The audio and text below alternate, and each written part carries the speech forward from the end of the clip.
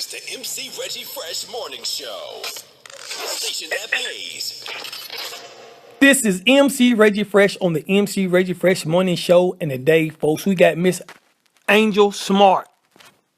How you doing, Angel? Hey, how you doing? I'm good. All right, then.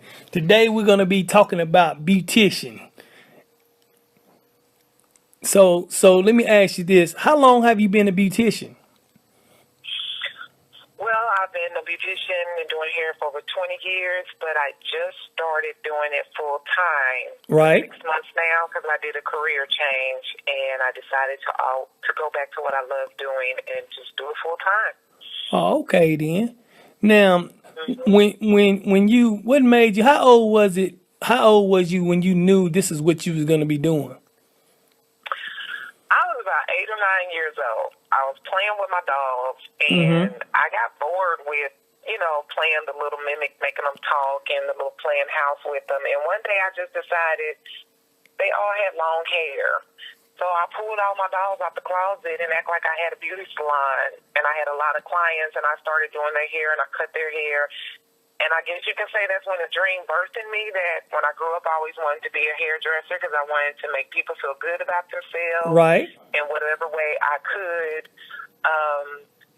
So that was something that never left me growing up, and it never left me even when I went another route because I was an educator while I was doing hair on the side. Right. So I never left my passion. So you did everybody.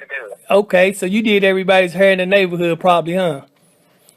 Yes, I did. Even the grown people's hair. I was like 16, 17 doing grown folks' hair. Get out of here. So that's what made you want. So that's what made you want to become a beautician.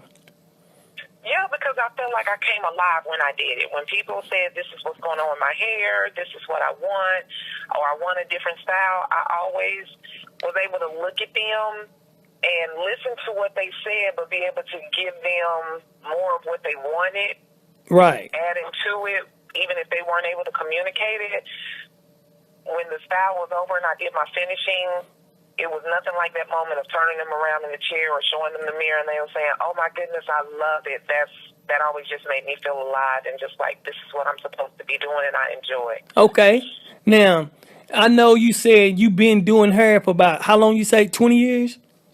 A little over 20 years. A little over 20 years. So even though you hadn't been in a shop or nothing like that or in a school yet, you already know how it works, like, far as the, when you have a beautician shop, how it was going to be anyway. So did you visit local beauticians? Did you go, checking out how the scene was inside a beauty salon? I did because a couple stylists I had when I was younger, I would frequently get my hair done by them. And one of them would teach me a lot of things. Oh, okay. As well as I was one of those visual learners where I could see you do it and I would catch on. And it was just like I had a natural knack and gift for this industry and this field of knowing how to cut, knowing how to do hair placement and styling hair and certain styles to do. If I didn't know how to do it, I could see somebody do it and I could mimic it. Okay. Where I got my hair styled by my beauticians back in the day, I would watch them and a lot of them would teach me and, mentor me on different things and how shops were ran because I was interested back then. So they would help me out a lot and educate me.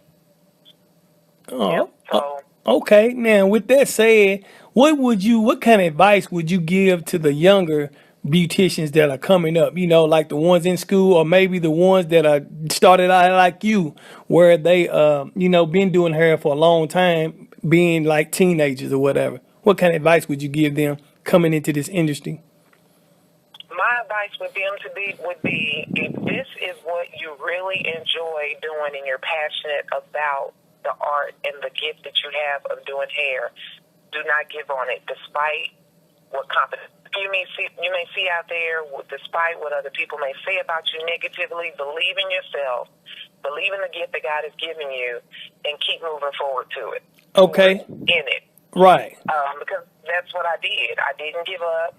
I allowed myself to learn new things that have changed since doing hair back in the day, and a lot of new things that have come out along because the beauty industry is always changing.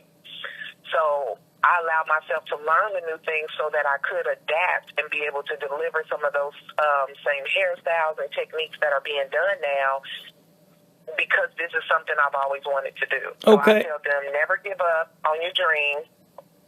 Always be open to learn and allow yourself room to grow, because you don't want to be a cookie cutter stylist. Exactly. Now, I know how important is having healthy hair. And when do you know if your hair is healthy or not? It's very important to have healthy hair, because I like to tell people there's nothing wrong with a beautiful hairstyle. Right. But if you're not getting the proper care to maintain the health of your hair, you will not be able to always maintain that hairstyle that you need, because there are several things that can break your hair. There's several things that the hair needs, because a lot of things can affect our hair, our diet, medications that we take.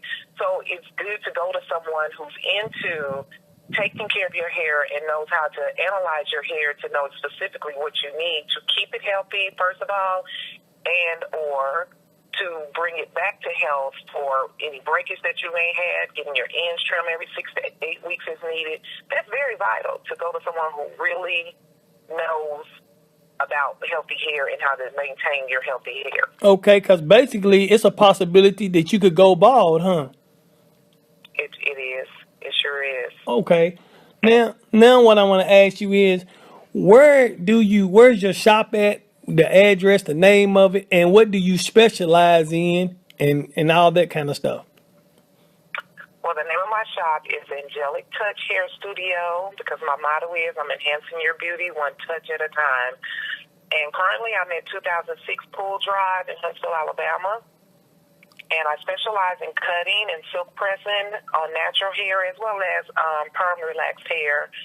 And my hours are by, Tuesday and Wednesday by appointment, Thursday and Friday 10 to 7, and Saturday 8 to 12. Okay, do you do braids too? Yes, I do braids and sew-ins. Okay. Yes, And what's your number that you can be reached in? 205-496-5355. Okay, Miss Angel. Now I want to ask you, do you got any shout outs you want to give to anybody? Yes. Okay. I'd like to give a shout out to my daughter for her success. Okay. And she has been an inspiration to me, even though I'm her mother. Because, a lot of times we don't realize, how people can impact your life, whether it be your child, whether it be a friend or someone. So right. She's been my inspiration, because I've come a long way, and her belief in me as her mom. Right. Has really inspired me. That's outstanding. Yeah. Okay. And the last question I want to ask you, Miss Smartt, could you please tell me what's the baddest station in the land and the baddest station that pays? All right, the MC Reggie Fresh Morning Show. You got it, folks. Coming to you from Huntsville, Alabama, Miss Angel Smartt on the MC Reggie Fresh Morning Show. This is the MC Reggie Fresh Morning Show. The station that pays.